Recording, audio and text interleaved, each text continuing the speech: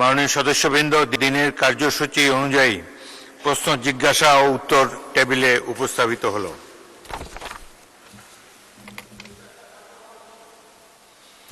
একটু পরে মাননীয় সদস্য, আমি টাইম দেব, সময় দেব। মাননীয় সদস্যবৃন্দ, আমি এখন সংসদের স্পিকারের চেয়ারের প্রতি বা সভাপতির প্রতি মাথা ঝুঁকিয়ে সম্মান প্রদর্শন করা সম্পর্কে আমার সিদ্ধান্ত জানাব। গত 16 জুন 2026 তারিখে মাননীয় সংসদ সদস্য মোহাম্মদ মুজিবুর রহমান রাজশাহী 1 এবং 17 জুন 2026 তারিখে মাননীয় সংসদ সদস্য জয়নুল আবেদিন ফারুক ফেনী 2 কর্তৃক সংসদের সভাপতির প্রতি ঝুঁকিয়া সম্মান জানাবার বিষয়টি নোয়াখালী 2, কিন্তু ফেনী 2 লিখছে।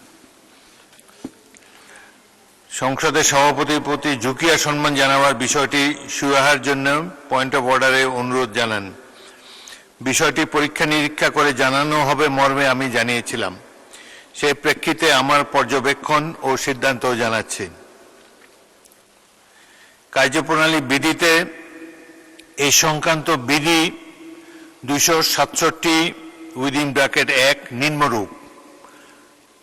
267 সংসদের বৈঠক চলাকালে কোনো সদস্য 1 সংসদে প্রবেশ করার বা সংসদ কক্ষ ত্যাগ করার সময় এবং তার আসন গ্রহণ বা ত্যাগ করার সময় সভাপতির প্রতি সম্মান প্রদর্শন করিবেন।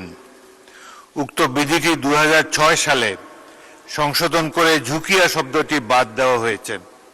আমি পরীক্ষা করে দেখেছি, 8ম সংসদের কার্যপ্রণালী বিধি সম্পর্কিত স্থায়ী কমিটি 20 সেপ্টেম্বর 2026 তারিখে সংসদে একটি রিপোর্ট উপস্থাপন করে। রিপোর্টটি 26 সেপ্টেম্বর 2006 তারিখে সংসদে বিবেচিত ও গৃহীত হয়, যার মধ্যে 267(1) বিধির উক্ত সংশোধনীটি অন্তর্ভুক্ত ছিল।